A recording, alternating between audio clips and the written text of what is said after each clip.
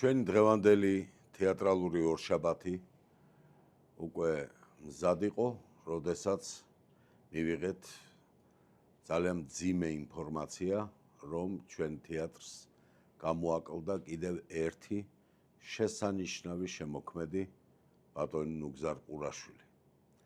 ნუგზარ ყურაშვილი მთელი თავის შემოქმედების მანძილზე, სადაც კი ის მოღვაწეობდა, ეს იქნებოდა სოხუმის თეატრი, ახმეტელის თეატრი თუ მოზარდ მაყურებელთა თეატრი, ინარჩუნებდა სამსახიობო ხელოვნების ძალიან მაღალ კლასს, ინარჩუნებდა ძალიან დიდ თაყვანისმცემელთა სიყვარულს, პატივისცემას და ეს ყველაფერი კიდევ ერთხელ გამოჩნდა ამ 3 წლის წინ, როდესაც პირველად ჩვენ შევიტყვეთ, რომ უკურნებელ სენთან ბრძოლა მოუწევდა. ნუგზარ ყურაშვილს გამოუცხადა ძალიან დიდი სიყვარული მაშინ მაყურებელმა და ჩვენ გვეგონა, რომ ეს ყველაფერი დავამარცხეთ. თუმცა სამწუხაროდ ეს ასე არ არის. ნუგზარ ყურაშვილი იყო ახმეტელის თეატრის დამაარსებელი და შემდგომ 1995 წლიდან, მას შემდეგ რაც სულ ახლახანს გარდაცვლილმა ოთარ ბაღათურიამ ის მოიწვია სპექტაკლში ამიკო, უკვე 30 სეზონია მოზარდ მაყურებელთა თეატრის ასევე სრულუფლებიანი წევრი გახდა. მე როგორც რეჟისორს მქონდა დიდი ბედნიერება მასთან არაერთ სპექტაკლზე მემუშავა, როგორც ახმეტელის თეატრში, ისე მოზარდ მაყურებელთა თეატრში. არასოდეს დამავიწყდება ჩვენი სულ ახლახანს უკანასკნელი საგასტროლო მოგზაურობა იტალიაში, სადაც ის შეხვდა ქართველ მონატრებულ ემიგრანტებს და ის სიყვარული და თანადგობა გაუზიარა, რასაც აქ ყოველი სპექტაკლის წინ თუ შემდეგ არაკლებდა თავის საყვარელ თაყვანისმცემელს. ღმერთმა ნათელში ამყოფოს შესანიშნავი ქართველი მსახიობის ნუგზარ ყურაშვილის სული.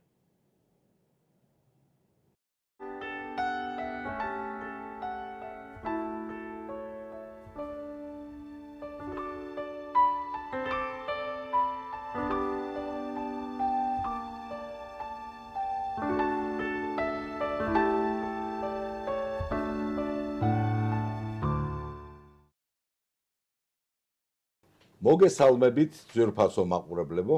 დღეს 4 მაისია, ორშაბათი და ჩვენ ტრადიციულად ვიწყებთ ჩვენს თეატრალურ ორშაბათს.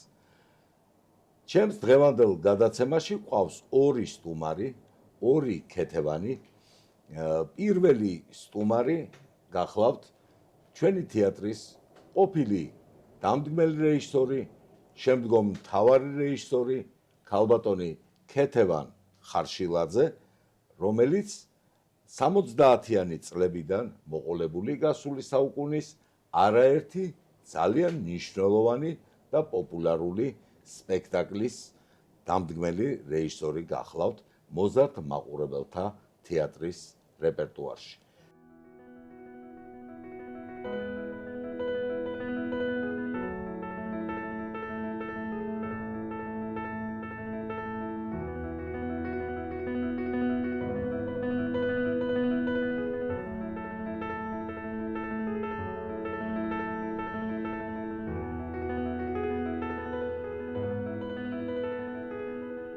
მე მახსოვს ჯერ კიდევ ბავშვობაში, როდესაც ვიყავით გატაცებულნი სპექტაკლებით ბიჭუნა და სახურავის ბინადარი კარლსონი, წითელკანიანთა ბელადი, იავნანამ რა ქნა თუ სხვა, თუმცა უკვე ცოტა მოზრდილობაში არაჩვეულებრივი სანახაობა, რომელიც შემოგთავაზა ქალბატონმა ქეთევანმა აგრანოვსკის შეაჩერეთ მალახოვის სახით, ან თუნდაც გენადი მამლინის გაუმარჯოს დინოზავრებს.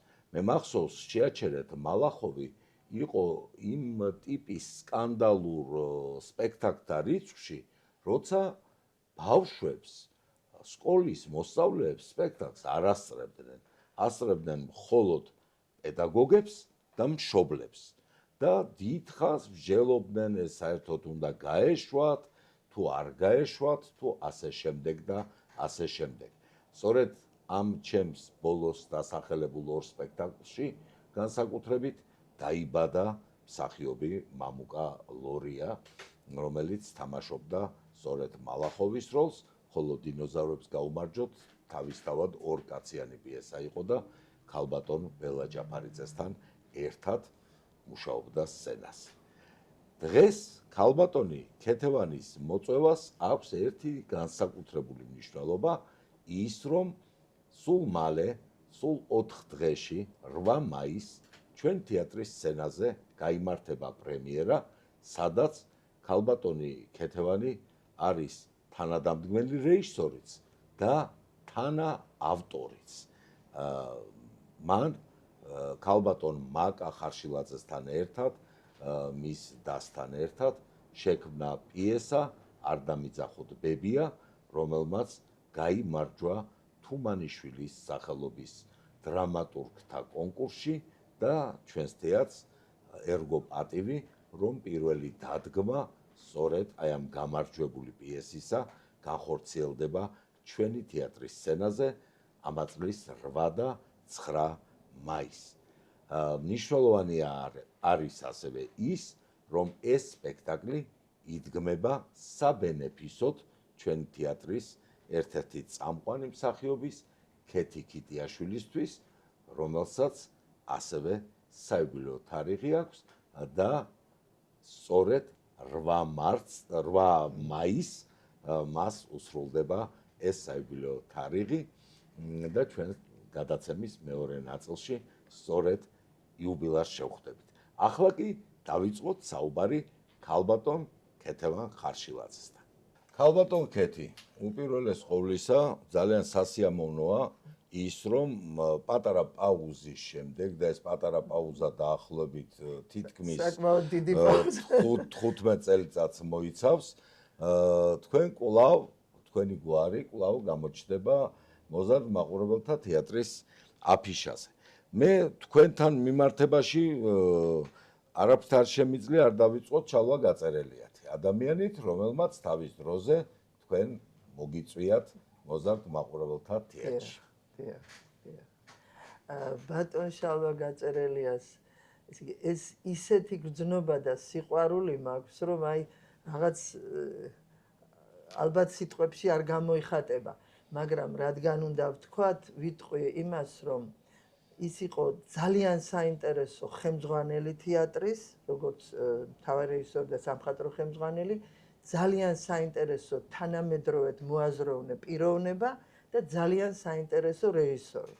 და ჩემთვის განსაკუთრებით ბედი იყო მის ხელში მოხვედრა, ბატონო ძიმა, თქვენ კარგად იცით, მე და თქვენ საერთო შემოქმედებითი პედაგოგი დედა ყავდა ქალბატონ ლილი ევსელიანი და ქალბატონ ლილისთან გატარებული 5 წლის გარკვეული ტიპის, გარკვეული სკოლის გავლის შემდეგ ბატონი შალვა გაწერელიასთან შეხვედრა ჩემთვის იყო ძალიან ბევრის მომცემი და ძალიან ბევრი რამე ვისწავლე.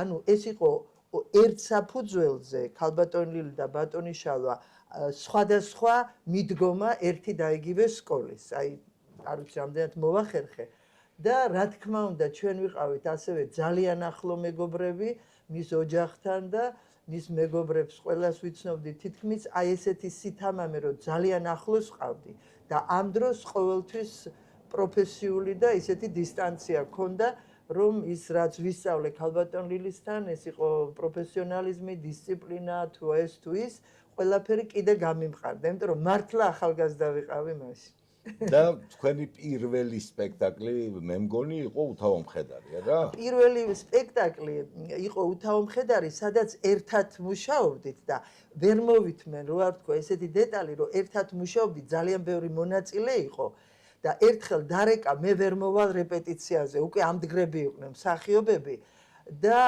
არ მოხსნათ რეპეტიცია, ქეთიმ ჩაატაროსო და ამ დროს თურმე თეატრში იყო. და ესეც ახლა უნდა ვახსენო, რომ შევედი ცოტა ისე ჩემი ყოფილი თანაკურსელები რაღაც ცოტა კარგი გაგებით სიყვარულით რაღაცაარევის მომენტი უნდოდათ და არ დამავიწყდება რომ ოთარ ბაღათურია წამოდგა ესე შეხვდა რეჟისორს ანუ მე და უცებ ყველა გაჩვენდა და ყველა წამოდგა ანუ თუ ვინმე ისე სხვა ადგილას იყო აგრძნობინა იმათ რომ ბატონი შალო არ არის მაგრამ ქალბატონი ქეთია და რეპეტიცია ტარდება ამისი ძალიან მადლობელი ვარ ხსოვნა იყოს ჩემი საყვარელი ოთარ ბაღათურიასი ასევე ცოტა ხნის ქალბატონ ქეთი თქვენი სპექტაკლების განსაკუთრებით საბავშვო რეპერტუარის რომელიც არაერთი დაგიდგამთ თავარი პროტაგონისტი და ბავშვებისთვის განსაკუთრებულად საყვარელი მსახიობი იყო ქალბატონი ნათელა პაატაშვილი და თქვენი ბოლო აი აქ სტუმრობა მოზარდ მაყურებელთა თეატრში იყო სწორედ თქვენი და ქალბატონი ნათელას ერთობლივი სპექტაკლი პატარა უფლისწული. და აი ამის შემდეგ უკვე დღეს თქვენ დგამთ სპექტაკლს და როგორც მაშინ თქვენ აირჩიეთ თეატრის მსახიობი თანარეჟისორად, მოხდა ისე რომ ეხლაც თეატრის მსახიობი კახა გაბელაია აირჩიეთ თანარეჟისორად. აი რითია ეს გამოწვეული განსაკუთრებული დამოკიდებულება მე ვიცი ქალბატონ ნათელასთან თქვენი და როგორც რეჟისორის და მსახიობის და ნდობა კახას შემთხვევაში თქვენთან თამაშობდა კახას სპექტაკლებში ვიცი მე აი შანტეკლერი მახსოვს ეხლაც და აი უცებ მოხდა ასე რომ თქვენ დაიწყეთ მუშაობა მსახიობთან ერთად ორი სიტყვით ვიტყვი ქალბატონ ნათელაზე, იმიტომ რომ თქვენ თავარი ბრძანეთ, იმდენ საბავშვო სპექტაკლში გვიმუშავია ერთად მე და ნათელა პაატაშვილი, სადაც ის მთავარ როლებს თამაშობდა, რომ აბსოლუტური ნდობა მქონდა, რომ მას ესმის საბავშვო პიესის ბუნება და რადგან ის გამოცდილი მსახიობი იყო, მე მიმაჩნია, აი ესეც ქალბატონ ლილისგან მოდის და ბატონ შალო ბევრი ნამდვილი რეჟისორისგან და ვიცი რომ თქვენ აბსოლუტურად ასე ფიქრობთ რეჟისორი უნდა იყოს მსახიობი და რეჟისორი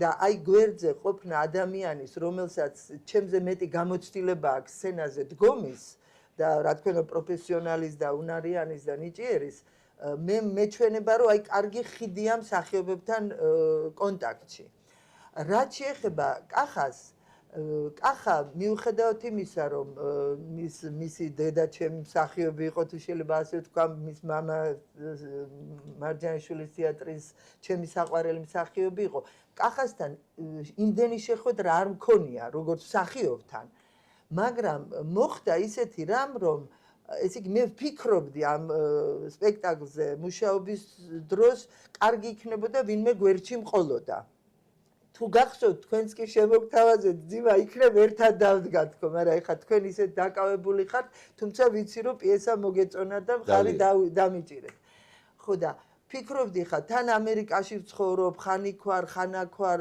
თან ასაკიც არ მიწყობს ხელს რამე რომ მოხდეს ისეთი ადამიანი მინდა ვინცაც აი ვანდობ ამ ჩემი დის და ჩემ შვილს პიესას თქო და ნახე კახამ დამპატიჟა თავის სპექტაკლზე მეზუნია ჩიტები. მაშინ მარჯანიშვილის მცირე სცენაზე იყო ეს სპექტაკლი. და რა თქმა უნდა ხა უარს როგორ ვეტყოდი, წარმოდგენა არ მქონდა რომ ახამ სპექტაკლი დადგა. და ბატონო დიმა და აი ყველა მსმენელს მიმართავ. ისე მომეწონა ეს სპექტაკლი და ისე ჩემთვის ახლობელი რეჟისორი დავინახე, რომ ვიფიქრეს ეშმაკურად გავგზავნი კახას ამ პიესას, ერთი ვნახოთ რას მეტყვის თქო. და რო გავგზავნე არ დამიძახოთ ბებია და რო თქვა ძალიან მომეწონა ის ამიხსნა რატომ მოეწონა მეთქარი კახა ერთად ხო არ დავდგავთ თქო ხო არ ითაგ უიო რას ამბობთო თქვენგან რაღაც მეთქარი შენ ჩემგან ისწავლი მე შენგან ვისწავლი და აი ასეთი კეთილგანწყობით დავიწყეთ და ყველა მოლოდის გადააჭარბა კახასთან მუშაობის სიამოვნებამ როგორც ადამიანთან როგორც სპექტაკლის ორგანიზატორთან და რა თქმა უნდა როგორც მსახიობებთან მომუშავე და მით უმეტეს რომ ორი ბავშვი გყავს დაკავებული ორი მსახიობი პროფესიონალი და ორი პატარა ბავშვი აი ასე მოხდა ეს და თუ აქამდე ისეთი ადამიანები ვახსენეთ რომ აი ემოციურად ისეთი სიყვარული და პატივისცემა მაქვს მიჭირდა ქეთის შემთხვევაში კიდე მეტად მიჭირს იმიტომ რომ აი ეს ცხელია ეს ყველაფერი ქეთი არის ადამიანი, რომელსაც მე შევხვდი, როცა სტუდენტი იყო. მე მგონი ერთად შევხვდით ჩვენ მას ქალბატონ ლილის ჯგუფში, მე მეორე პედაგოგი ვიყავი თუ ასისტენტი და მაშინვე მიმიზიდა იმითი, რომ არის ძალიან ელასტიური ფიზიკურათაც და სულიერათაც. აი რო აქებენ ხოლმე მსახიობს და რო იტყვენ პლასტილინივით არის, რასაც გინდა ეხლა ხასიათი მთლად ესეთი არა აქვს, ჯიუტი ადამიანი, თუ არ დაგიჯერა და თუ არ მიიღო ბოდიში, მაგრამ საბედნიეროდ მე მასთან პედაგოგს გავს. ხო, ზუსტად მართალია. მე მასთან მქონდა ბედნიერება მემუშავა ახმეტელის თეატრში, იქ საახალწლო სპექტაკლი დავდგით და ქართულად არ ვიცი, ბაბაიაგას თამაშობდა, რაღაც თვითონ კოსტიუმში უყარ ჩარე, კუდიანი დედაბერი. წითელი კოლგოტკები ეცვა, რაღაც ძალიან ექსტრავაგანტული იყო და ესე იგი ის გამოირჩევა არანორმალური თავდადებით. აი ეს არ შემიძლია რო ვთქვა, იმიტომ რომ სამწუხაროდ საქართველოს მდიდარია ნიჭიერი ადამიანებით, მაგრამ ზარმაცებით, ასე ვთქვათ. ეს არის ნამდვილი პროფესიონალი, ის კი ბოლომდე არა მარტო თავისი როლი აინტერესებს, ყველა როლი აინტერესებს, მთელი სპექტაკლი, მთელი პიესა აინტერესებს. მერე ვიმუშავეთ ლუდვიგ მე-13-ზე, იქ იყო მელია. მერე ვიმუშავეთ უკვე აქ მოზარდში პატარა უფლისწულზე, სადაც გველი როლი ითამაშა, რომელიც ერთ-ერთი მთავარი რო პატარა უფლისწულში ყველა როლი მთავარია, მაგრამ ეს საღერძო როლია, იმიტომ რომ ეს არის ანტაგონისტი და თან გველი თვითონ არაჩვეულებრივ ნოველაში იგულისხმება როგორც მამაკაცი პერსონაჟი, ჩვენ ქალი იმიტომაც ავირჩიე, რომ აი ქეთის ვხედავდი მისი პლასტიკითაც და მისი აი ამ ფსიქოლოგიითაც, რომ მრავალწახნაგოვანი მსახიობია და მე მგონია, რომ ძალიან საინტერესო იყო. ეხლა ასევე სპექტაკლებში მყავს ნანახი სხვების მიერ დადგმულში გოგი ოსეფაშვილთან არის მახსოვს მე და ბატონი გიგა ვიჯექით ერთად პანტომიმური მინიატიურები თუ არ ვცდები ორი პიესა იყო დიდი და მახსოვს ძალიან ბატონი გიგასა ვაიმე ეს ვიყოფილა ამ თეატრში ეს ემოციური იყო ბატონი გიგა და ნუ მოკლედ მომაყოლა ქეთის შესახებ ყველაფერი. ეხლა აი ამ პიესაში არ დამიძახოთ ბებია, ისეთი ბებია წარმოვიდგინეთ მე და ჩემ ადამ, რომ ეს არ არის დაკონკრეტებული არც ნაციონალობი, რა თქმა უნდა ქართული პიესა და ქართულ სამყაროში ხდება, მაგრამ არც რაიმე სახასიათო ნაციონალური ბებიის თვისებები გვინდოდა პირობითად თქვენ იცით ბატონო დიმა გვილაპარაკი ამაზე ასაკიც პირობითი გვინდოდა, იმიტომ რომ თან ბებია, მაგრამ თან რო ვერ მიხვდები რა ასაკის არის. და აი მახსოვს ჩვენ რო ვილაპარაკეთ თქვენ დამეთანხმეთ რომ ქეთი იყო კარგი ვარიანტი. ადრე სხვა მსახიობიც მოიაზრებოდა ქალბატონი ნათელა პაატაშვილი, მაგრამ სამწუხაროდ რაღაც პრობლემების გამო არ მოხერხდა. მე მაქვს კიდევ იმედი რომ მასთან ერთად ჩვენ რაღაცას დავდგავთ, მაგრამ ამ შემთხვევაში ქეთიძე ვლაპარაკობთ და აი რო წავაკითხეთ პიესა ცოტა შეიშმუშნა. მოეწონა პიესა, მაგრამ აი სიტყვებით არ უთქვია, მაგრამ აი ვიგრძენი რომ ვერ მოირგო წაკითხვისთანავე. მაგრამ ეს ძალიან ხანმოკლე აღმოჩნდა. ბატონო ძიმა და ჩემო მსმენელებო, ამას რეკლამისთვის არ ვამბობ, ნუ რეპეტიციები გვაქვს ისეთი საინტერესო და აი კიდევ კახას არ შემიძლია არ ვახსენო, კახა მე ვთხარ პირველი ადამიანი ხარ ჩემი ორი ქმრით ჩათვლით რომ ხელის გულზე მატარებ თქო. ისეთი განწყობა გვაქვს რეპეტიციებზე და ისე საინტერესოდ მუშაობთ, რომ ეხლა თვალი რო არ ვწე, ამის ნახევარით რო გამოვიდეს, ჩავთვლი რომ კარგი რეზულტატი მივიღე. ნახევარს ვერ გაპატიეთ ნამდვილად. მე ძალიან მიხარია, რომ დღეს მოიცალეთ პრემიერის წინადღები ყოველთვის ძალიან რთულია და სულ 4 დღეში თქვენ გაქვთ პრემიერა. ეხლა ცოტა ხნით თუ დაგვითმობთ ქეთი კიტიაშვილს, რომ მაყურებელს შევახვედროთ პრემიერის წინ, თქვენ დაგემშვიდობებით და ჩვენ ეხლა შევხვდებით ჩვენს არაჩვეულებრივ ქეთი კიტიაშვილს.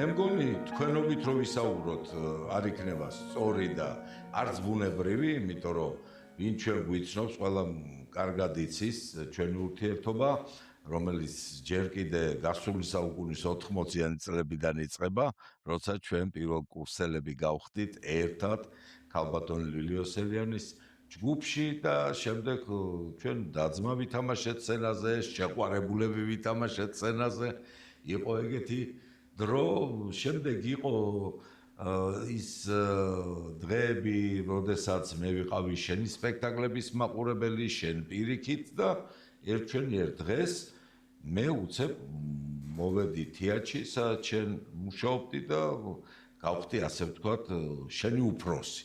მაგრამ ეს უფროსობა არასოდეს არ ყოფილა უფროსობა, ის მეგობრობა ჩვეულებრივად გაგრძელდა და შემდეგ მოხდა ისე რომ ჩვენ რამოდენიმეჯერ შევხვდით სარეპეტიციო დარბაზში და ჩემთვის ძალიან ძვირფასია ყველა ის ნამუშევარი, რომელიც ერთად გავაკეთეთ, უმნიშვნელო ერთ შეხედვით ნაცარქექიადან მოყოლებული, აგერ სპექტაკლი, რომელიც 10 წელზე მეტია გადის და არ აკლდება მაყურებელი არ დამივიწყო.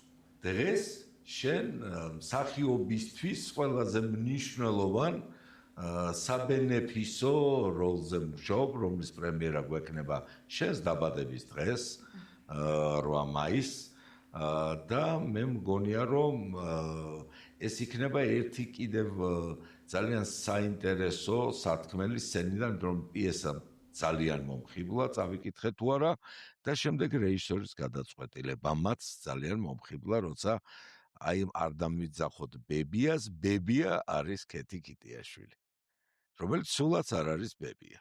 შემდეგ. იცი რა, ფორიაქი მაქვს, რა თქმა უნდა. ხო. ხელვა წინასწარი, იმიტომ რომ მართლა არაჩვეულებრივი პიესაა და რაღაცნაირად ვფიქრობ, რომ პიესა არ გადაგვასწროს, იმდენად კარგი პიესაა. აი ამის შიში მაქვს. საერთოდ სულ მაქვს შიში წინა საპრემიერო და დიდი ხნით ადრე იწყება ეს შიში, მაგრამ ეხლა ეს შიში აი რაღაცა პიესას და ჩემ შორის ჭიდილია. აი რაღაცა ჭიდაობთ ამაზე, რომ აი პიესა არ გადაგვასწროს, იმდენად არაჩვეულებრივი პიესაა. აი ეს ჭიდილი მაქვს ამ პიესასთან. ჭიდილი მაქვს ბებიასთან. როგორი უნდა იყოს ეს ბებია? არ მინდა რომ ქეთი იყოს. ძალიან არ მინდა. შვილიშვილები არაჩვეულებრივი ყავს, როგორც შვილიშვილები არაჩვეულებრივი. ისეთი პარტნიორები არიან, რომ წარმოუდგენლად კომფორტული და კარგი. პატარა ბავშვი და ასეთი პარტნიორი ჯერ არ მინახავს. ასო როსტომაშვილი და დამიანე ნავაძე და ნიატო გონიცაც, რომელიც ახალი მოსულია ჩვენ თეატრში. ნუ ნიაც გადის ამ ბავშვებში. ისეთი გოგოა, რომ აი ისიც ამ ბავშვებში გადის ძალიან თავისუფლად. ვინაიდან რაღაცნაირად იუბილეა შენი და რაღაცა შეჯამება ხდება ერთგვარი რაღაც ეტაპის. მე მგონია რომ ყველა ის თეატრი, სადაც შენ თამაშობდი, კეთო, ძალიან მნიშვნელოვანი კვალია შენს ბიოგრაფიაში.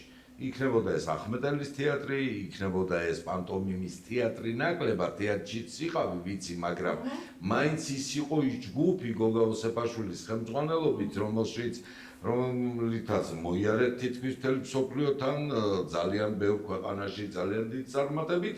ეს პედაგოგი პანტომიმის თეატრის გარეთ, მაგას გულის. პერსონალურად ჩვენ ორმა. და პლუს ამას მოზარდმაყურებელთა თეატრი. თუმცა ეს სულაც არ გიშლიდა ხელს, რომ სხვადასხვა სპექტაკლებში მიგეღო მონაწილეობა მარჯანიშვილის თეატრში, საოპერო თეატრში, იქნებოდა ეს ილიაუნის თეატრში თუ სხვა. ამ ეტაპებიდან ყველას ჰქონდა თავისი ხიბლი. მოდი ისე, რადგანაც შენი საიუბილეო დღე არის, აი მოკლედ ორი სიტყვით ვთქვათ, ახმეტელის თეატრზე რა იყო იქ მნიშვნელოვანი, მერე რა იყო მნიშვნელოვანი ამ პანტომიმურ ნოველებში და შემდეგ უკვე მოზარდმაყურებელთა თეატრის. ხო, აი ვეცდები, რომ ხა მოკლედ ჩამოვაყალიბო ეს ყველაფერი. პირველად ახმეტელის თეატრში ნუკრი ქანთარია მიგვიყვანა თითქმის მთელი ჯგუფი, ხო გახსოვს როგორ მოხდა ეს ყველაფერი, პირველი სპექტაკლი იყო. ძალიან გახმაურებული სპექტაკლი იყო და მე მოვხდი ამ სპექტაკლში და ძალიან მიხარია. ტაძარი, ხო? ტაძარი, კი, ლაშა თამბუკაშვილის ახალი მომხდარი იყო 9 აპრილი, ძალიან აქტუალური თემა იყო. ისეთი ანშლაგები იყო, რომ ბილეთები არ იშოვებოდა. მოკლედ, კარგი სპექტაკლი გამოვიდა და მიხარია, რომ ვიყავი ამ სპექტაკლში. და ზოგადად აი ის პერიოდი ჩემთვის ძალიან ბევრის მომცემი იყო, იმიტომ რომ ნუკრი გარდა კარგი რეჟისორისა, კარგი რეჟისორი და კარგი პედაგოგ რეჟისორი იყო და ეს ძალიან კარგი იყო დასისთვისაც, ჩემთვისაც. ეხლა ქალბატონი ლილის მერე რომ მითხრეს, რომ 2 საათზე მორჩა რეპეტიცია, ცოტა იუმორი შევიტანოთ. 2 საათზე რომ მორჩა რეპეტიცია, არ დავიჯერე, რა თქმა უნდა და მე ნუკრი მითხარ, ქეთი დამთავრდა რეპეტიცია, სახში წადიო. და ვიყავი გაშტერებული და მე მგონა რომ ასეთი რამე არ ხდებოდა, რომ 2-ზე მორჩებოდა რეპეტიცია. იქ ვითამაშე ჩემთვის ძალიან მნიშვნელოვანი სპექტაკლები, განსაკუთრებით თანამედროვე რეპერტუარი. უხვად არის ჩემს გზაზე, ამას გზას დავარქმევდი, ჩემს განვლილ გზას. შემოქმედება არის თუ არ არის, ეს ამას მაყურებელი განსჯის და სპეციალისტები განსჯიან. მე ამას ეს დავარქმევდი, რომ ჩემს გზას, აი რა გზაზეც მე გავდივარ. ის პირველი ეტაპი იყო მართლა ძალიან მნიშვნელოვანი, ძალიან ბევრი რამ შემძინა ამან. საბავშვო სპექტაკლებშიც ვიყავი, აი ქალბატონ ქეთევანის კი, თქვა ქეთი, სწორედ. და ვიყავი კიდე ძალიან კარგ სპექტაკლში, ისიც ნუკრი ქანთარიას დემეტრე მეორე. თვითონ იქ რასაც ვაკეთებდი, ღვთისგლახას ვთამაშობდი და ეს ლეით თემად გასდევდა ამ სპექტაკლს და ძალიან დიდი დოზით ვიყავი სცენაზე და ბევრ სათქმელს ვამბობდი თვითონ პიესიდან და ისეთი ავტორი იყო, რომ ძალიან ბევრი რამე მომცა ამ პერსონაჟმა, რასაც თამაშობდი. და აქედან რთული არ იყო შემდეგ არავერბალური მიმართულებით მუშაობა? იცი რა, საერთოდ არ მიფიქრია ამაზე, ვირშტილი დადგა ცოტნე ნაკაშიძემ და იქ მოგონილი პერსონაჟივით იყო ეს სატრფო, რომელიც იყო ბალერინა. ну, ფაქტიურად ბალერინა იყო და გოგა ოსეფაშვილი მოიყვანეს ქორეოგრაფად, ბატონმა ცოტნე მოიყვანა გოგა და გოგა მითხრა, რომ იცი რა, ყველამ უნდა დაიჯეროსო, რომ ბალერინა ხარო, იქო მე გავაკეთებო, ასე ვთქვათ, არ ვიცი ქართულად როგორ არის, პაძერშკებს გაგიკეთებო ყველაფერი და შპაკატშიც უნდა ჩაჯდეო, დავალებები მომცა მოკლედ ზაფხულში, შენ რომ ჩამოვალო მეო, შპაკატშიც უნდა ჩაჯდეო, აი ეს მოძრაობები უნდა გააკეთო და მაჩვენებს, მაგრამ არ მეუბნება, რომ გაიმეორე, კი არ მასწავლის, მაჩვენებს. ну, მოკლედ მოვიკალი თავი და სექტემბერში ყველაფერი ჩამოუტანე ისე როგორც დამავალა და აი იმ სექტემბერში უკვე მითხრა, რომ მეო ძალიან გამეხარდება თუ ჩვენ ერთად ვიმუშავებთო, ну, ვიყავი უბედნიერესი. იმიტომ რომ ამ ადამიანმა, რომელიც იყო ერთ-ერთი დამაარსებელი ამ პანტომიმის ჟანრის, მითხრა, რომ მე ჩემთვის ძალიან დიდი პატივი იყო.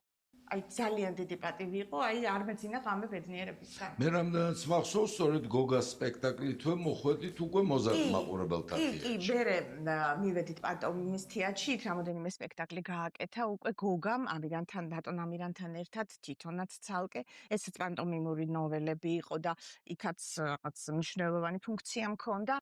და ამავე სპექტაკლით შემოხვედით უკვე მოზარდ მაყურებელთა თეატრში. კი, აი პანტომიმის თეატრში მოვიდნენ იაპონელი პროდიუსერები და ნახეს ჩვენი ნამუშევარი და ასე თქვეს, რომ აი ეს ორი ადამიანი თუ გააკეთებს სპექტაკლს, ჩვენ მზად ვართ ესენი მივიღოთ და პარკ დარბაზში ვათამაშოთ და ну დავიწყეთ მერე უკვე ჩვენ ორმა მზადება და აი ცხოვრება თამაშია, წავიღეთ მერე ვატარეთ ბევრ ქვეყანაში მოკლედ ეს უკვე შორს წაგვიყვანს ეს ლაპარაკი. მე მინდა რომ გავიხსენოთ ის სპექტაკლი, რომელიც ასევე ძალიან მნიშვნელოვანი იყო ალბათ შენი ბიოგრაფიისთვის, ეს იყო შენივე პედაგოგის პიესა, ოთარ ბაღათურიას პიესა მეფელირი თავშესაფარში, სადაც შენ თამაშობდი სწორედ მთავარ გმირს.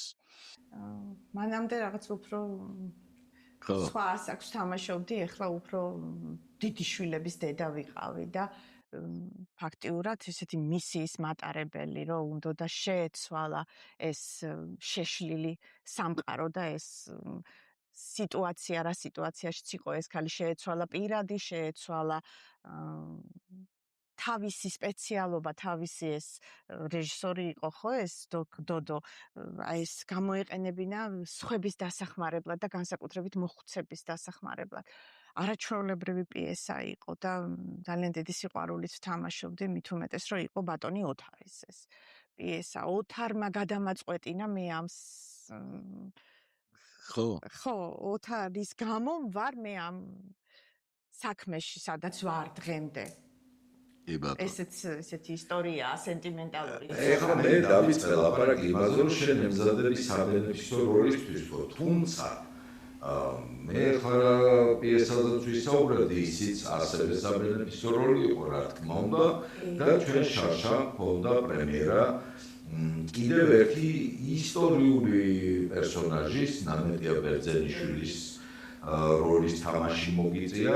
ნამეტია ბერძენიშვილი იყო ადამიანი, რომლის ძალიან დიდი წვლილია საფრანგეთში, ლევილის მამულში, ქართველთა მამულად რო იქცა დღეს ეს და საფრანგეთის სახელმწიფომ რო გადმოსცა საქართველოს ეს მიწა, ნამეტიას და მისი გურული მეუღლის დიდი ძალისხმევა იყო ამაში და ჩვენ გვაქვს სპექტაკლი ლევილის დედა, სადაც სწორედ ნამეტია ბერძენიშვილს თამაშობ.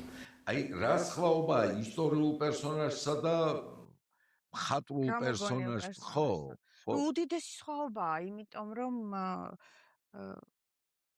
ეს პირველ რიგში დიდი პასუხისმგებლობაა. რომ შენ რეალურ ისტორიულ იქ შეგიძლია რაღაც მოიგონო, რაღაც შენი რაღაცა მხატვრული სახე გადააქციო, როგორც გინდა რეჟისორთან ერთად შეთანხმებით, რასაკვირველია. საითაც გინდა იქით წაიყვანო, აქ ძალიან ჩარჩოში ხარ. მე მახსოვს ჩოხატაუში ნამეტია შთამომავლები და ნაცავები როგორ გეფერებოდნენ და როგორი შეყვედრა. ძალიან ჩარჩოში ხარ, იმიტომ რომ პირველ რიგში ეს იყო შთამომავლის პიესა და შთამომავლის რეჟისურა.